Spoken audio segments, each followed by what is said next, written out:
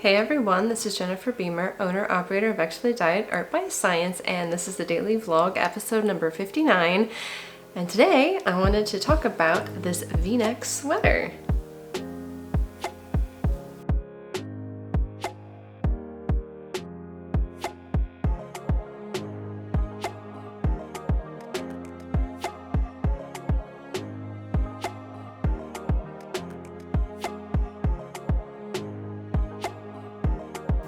So for those of you out there who might be like me, I did a lot of knitting, but never could satisfactorily make a sweater for myself. And that went double for handspun. So this sweater that I'm going to be talking about today is 100% handspun.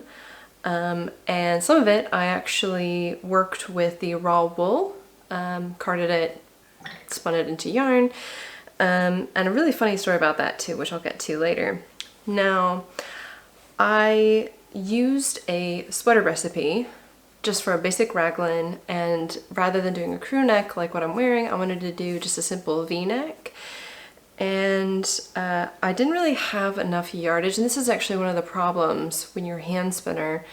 If you don't habitually make large quantities of yarn, when it comes to, hey, let's make a sweater, you don't really have enough. So what I did was I looked at my stash and found yarns that I thought might be the right gauge, like the same gauge between the two different yarns. So I sort of isolated all of my 3 plies that looked roughly similar. And then I actually did a calculation based on the yardage and the total weight of the skein to sort of see what the overall thickness of the yarn would be, and if there was just a small amount of variation, like I think the variation between these 2 yarns was quite minimal, less than half a yard difference. So when they knitted up, they would be approximately the same, and so the density of the stitches would look the same for the 2 different skeins, despite the fact that I didn't actually spin them to be used in the same project that required gauge. So I decided to do sort of a 2-tone sweater, and I've talked about this on some of my live streams. So if you want to get some extra details about that process, feel free to watch my live streams to get a little bit more information about that. But because I hadn't enough yardage, I decided to combine into a single project. And so I've got red yarn, which is the Colombia that I also talked about in my Fiber Talk episode on Colombia wool. And Merino, that was actually part of my weaving fail from several years ago. And so that was actually that was actually a daily vlog. And I talked about a weaving fail, and sometimes this happens, and then what do you do if you've spent all this time making the yarn and then weaving it and then not really being able to use the woven item? So what I did, I think it was 2013 when I decided to dismantle this weaving project, because I wanted to reclaim the yarns both that I used for the warp, which I'm going to use for another weaving project as the warp, but the weft yarn I had probably about 1,000 yards. I wasn't quite exactly sure the total yardage, but I definitely had more than enough for possibly a small sweater. So I thought, well, if they're similar enough, I'll just combine them together, and that's basically what I did. So this white that I've used for the bottom half of the project is Merino that I spun while in Korea. I think it was in 2013. And it was a 3-ply. It's beautiful. I didn't want to see it wasted.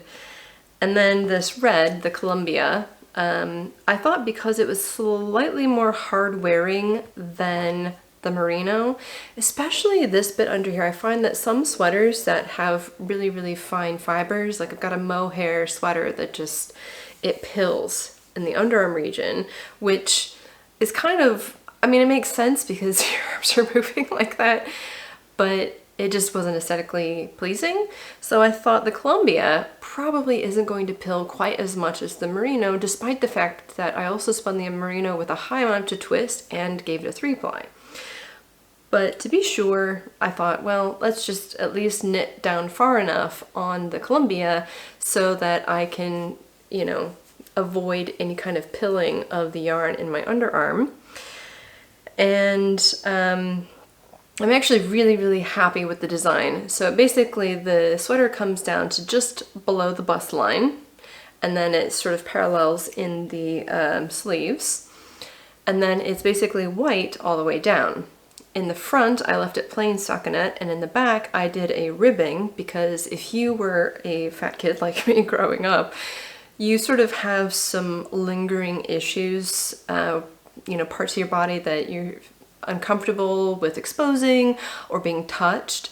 So for me, that's my belly, and any kind of puckering or wrinkling that does not look attractive at all, I can't stop looking at it and it upsets me. So just for my own sanity, I designed this to be kind to the parts of my body that I'm not a huge fan of.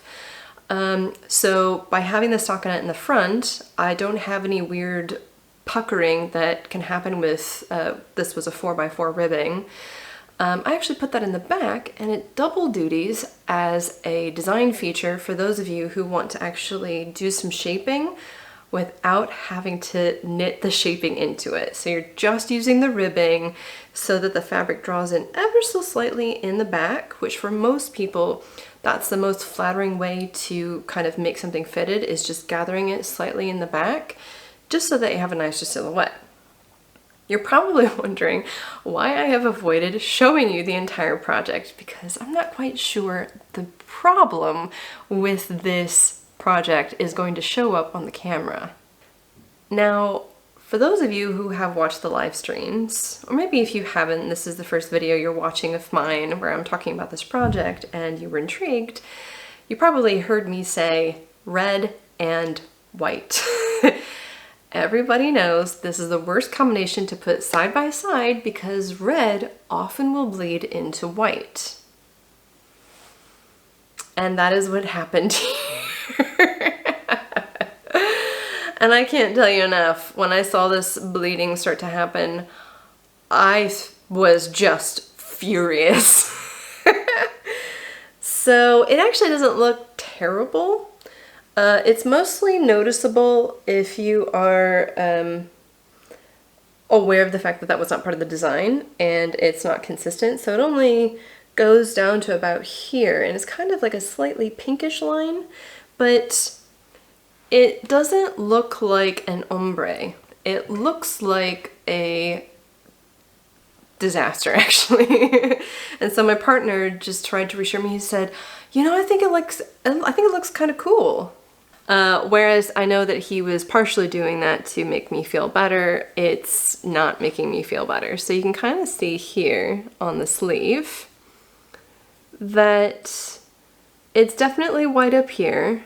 Obviously this is the red part, but then there's this little zone here where the color has been wicked up into the white after I wash this to set it.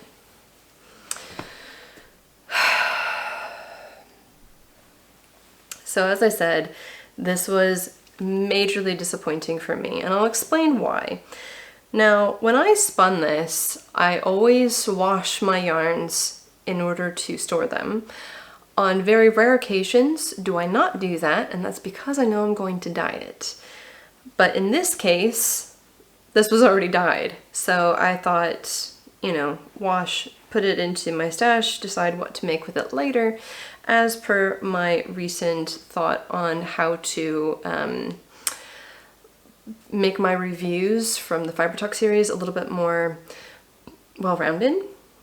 Well, I did not anticipate the red bleeding into the white, and so I will show you with another example. This you may recognize because this is my mini breed scarf. And I'll show you that I've put red right next to white on multiple occasions. And even on some of the stripes, right?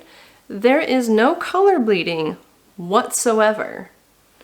This is a blue face Leicester that I bought as a braid, I think from my local yarn store back in 2010, maybe 2011. And I spun it and I used it for this project. I think I made something else with part of the yarn. I don't exactly remember. But because it was so well dyed, there was no rinsing that turned out pink. It was just clear water.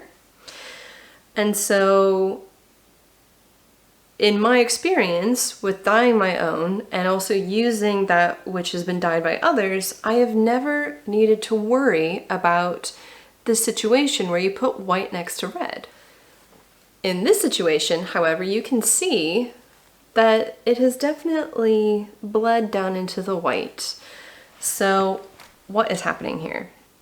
There's a little bit of debate in the Facebook forum groups that I have seen lately about why this happens, and having studied the way that dyes adhere to the surface of wool through the use of a mordant, you basically change the surface of the wool so that the dye molecule can fit in there.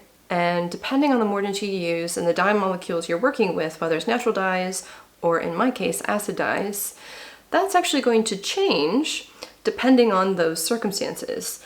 So if you've got like a square opening for the mordant you're using for your wool, but you have a round molecule of dye, that's not going to adhere in there. So mordant literally means to bite. It's a French word. So if the receptor and the molecule, the dye molecule, don't quite fit, you're not going to get adherence. And so this is also the difference between dyeing and staining. So there are lots of ways that dyeing can go wrong.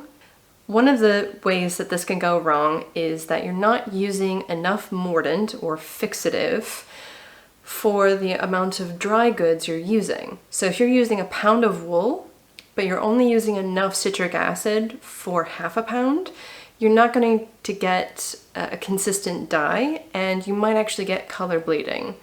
So that's one way. Second way is you actually have to raise it to a minimum of 180 degrees Fahrenheit in order to ensure that those circumstances have been made sufficient for the dye molecules to adhere into those receptors.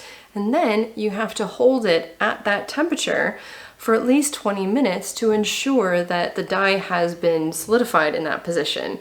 So, you know, this is a chemical process and we're not all scientific, so we kind of put in these parameters to make sure that the dye has adhered enough.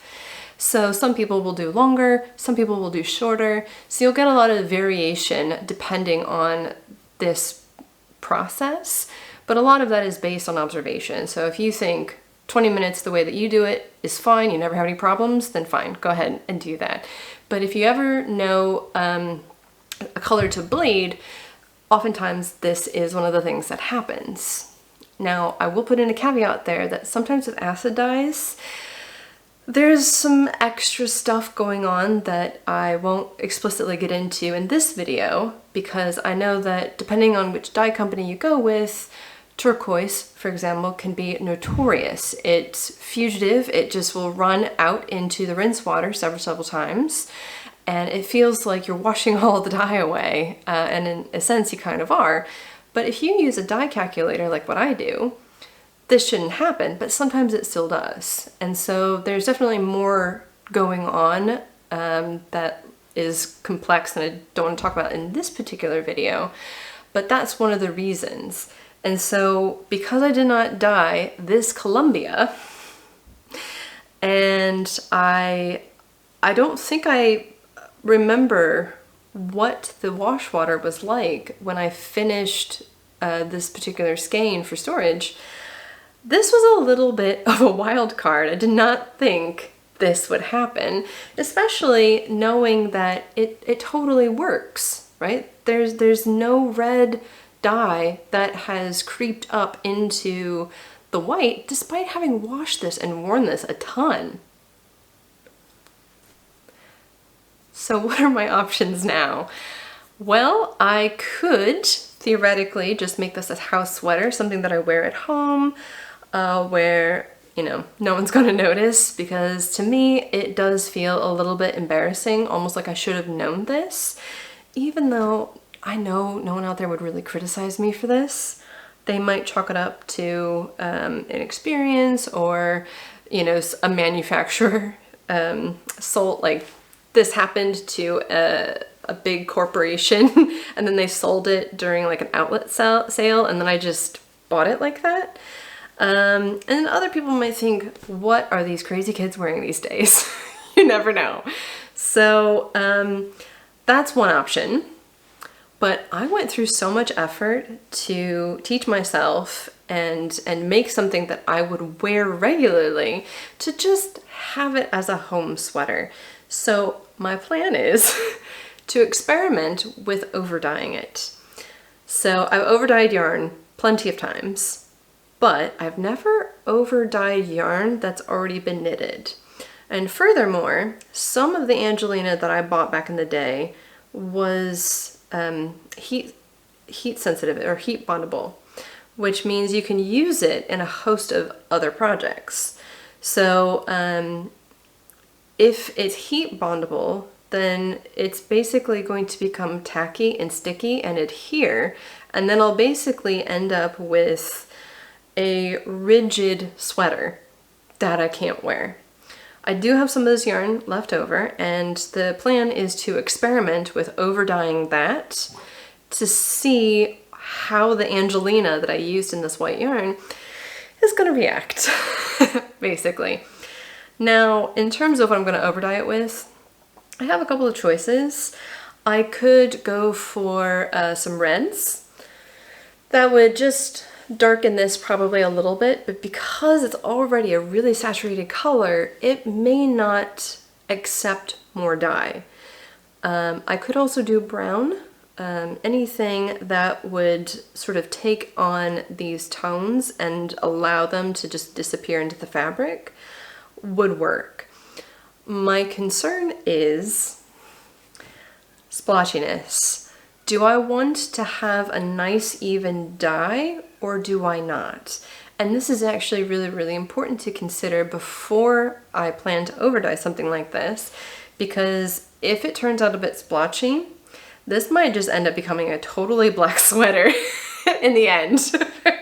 And I don't know if I want to go that way, but of course I do have some options, because so long as you're careful through the dyeing process, you can also layer more dyes over the top, kind of like glazes, in order to achieve kind of like the shade you're going for. So if you start off with like a 0.5% depth of shade, it's going to give you kind of a light brown coverage. If you do 1% depth of shade, it's actually going to be a much darker brown. So the difference between tan or tree brown, that kind of color is what I'm thinking it might happen.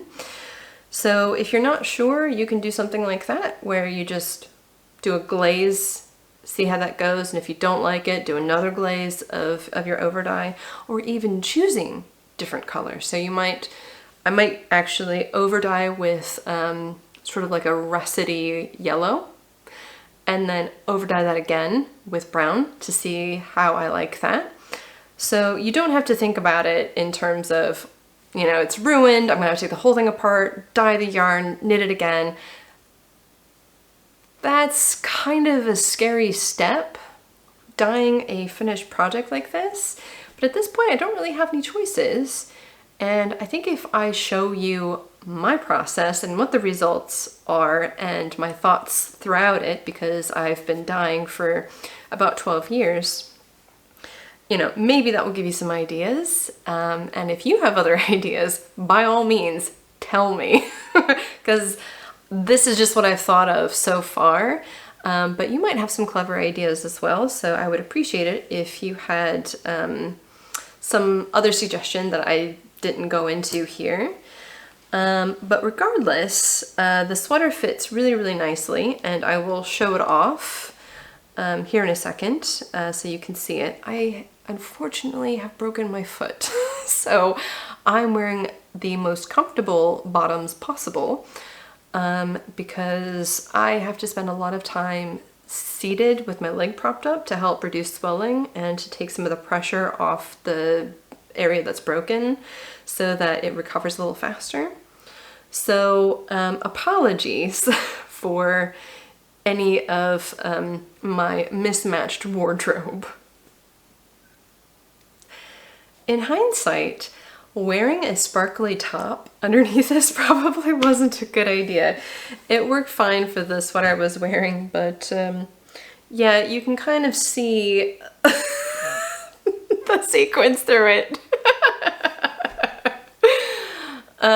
Yeah, so let's talk a little bit about the design. So as I said, it's got a nice V-neck here where I just overlapped this part here and tacked it in place with some just whip stitches. And then I wove in the ends. It was top down construction, so this is a raglan increase.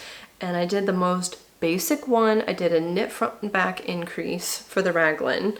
And then I think I explained this in another video, but I basically did short row shaping. Oh, it was a live stream. I did some short row shaping across the shoulders here, just to give my shoulder a bit extra space in order to fit in here without any weird stretching. And I did that because you may be able to see I'm very square at the shoulder, and a lot of women tend to have a more sloping shoulder. And I also do weightlifting, so doing these kinds of exercises where you pull the weights up like this, it really works the deltoid. And so when I was doing a different project a couple years ago, when I first started taking my weightlifting more seriously, I realized that despite having the same back measurement in the underarm, the arm measurement had actually grown more, and so I couldn't rely on the previous measurements I had taken. So my bad. But yeah, so I did some short row shaping just to increase some space there for my arms to fit more comfortably in it. And then you can see the spot it finishes here on my arm. It corresponds to where it finishes here on the sweater itself. So if I kind of prop myself up on my good leg, you can kind of see how the arm here corresponds to the bottom of my bust line here. I should not have worn such a sparkly top. Oh well. Yeah, so when my arms are down, you can see that it goes straight across, right? That's nice. And then in terms of the back, you might be able to see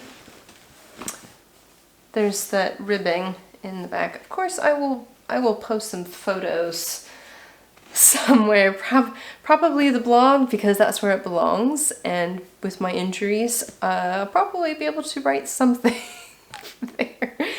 But yeah, so these were just a few of the design. These were just a few of the design features I implemented into this sweater to fit my body a little bit better. But I think overall it is a very flattering silhouette, and you don't necessarily have to do the two-tone like me. As I said in the beginning, that was mainly because I didn't have enough yardage, but these two were so close that they look identical. So I think it varied by just a tiny, tiny amount, which is not noticeable in the final product. So even though I was constructing this sweater based solely on gauge, so in that case, gauge was really, really important for the fit, it was pretty much irrelevant. And I'll get those details put online. It's in storage right now.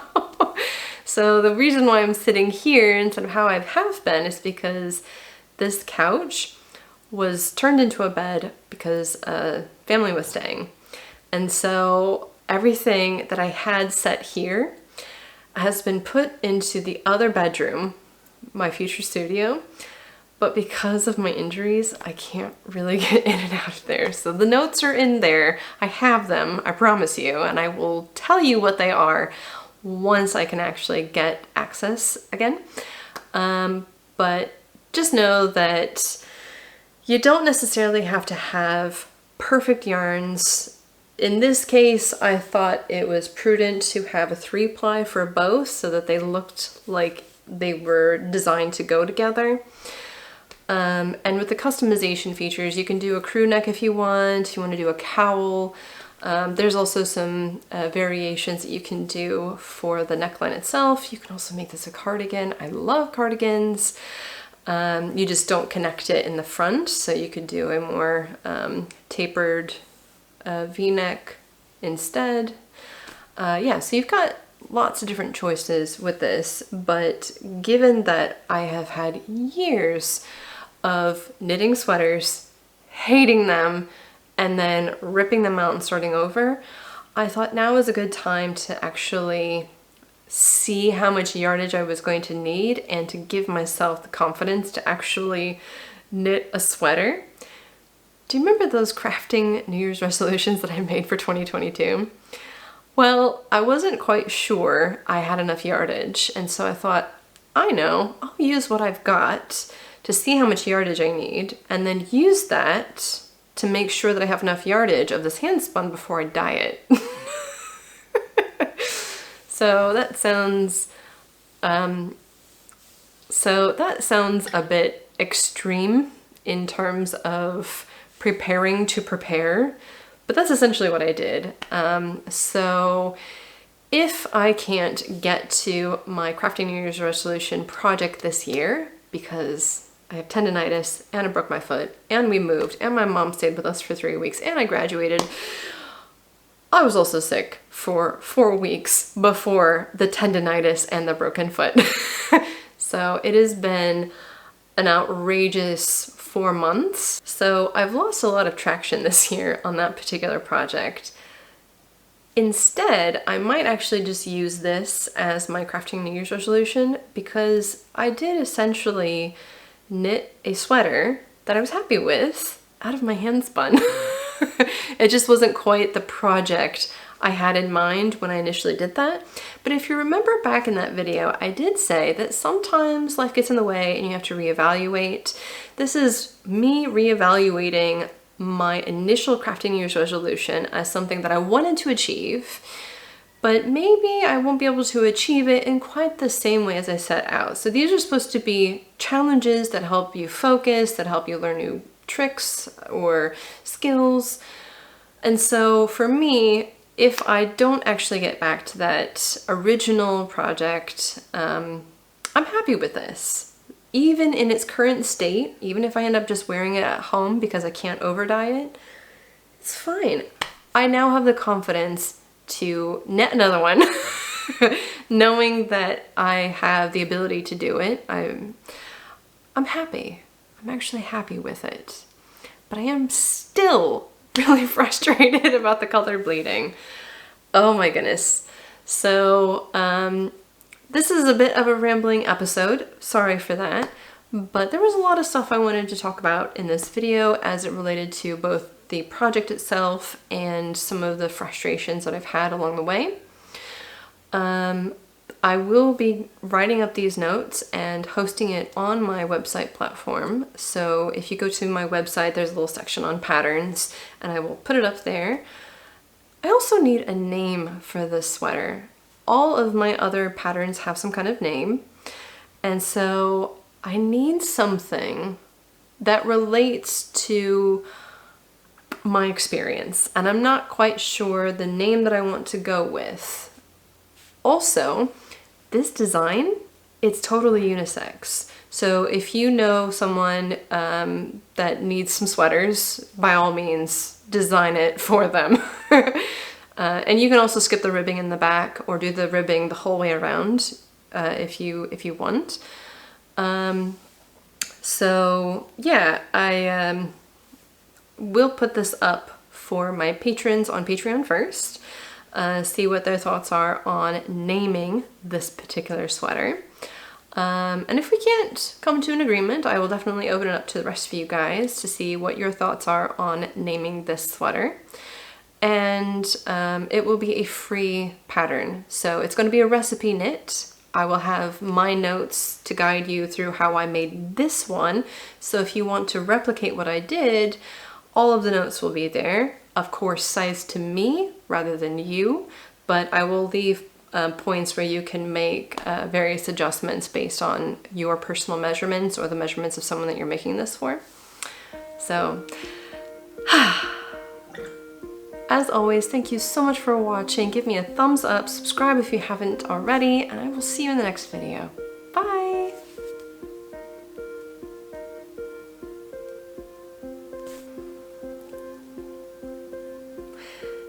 Hey everyone, this is Jennifer Beamer, owner-operator of ExpertlyDyed Art by Science, and this is the daily vlog episode. Thanks.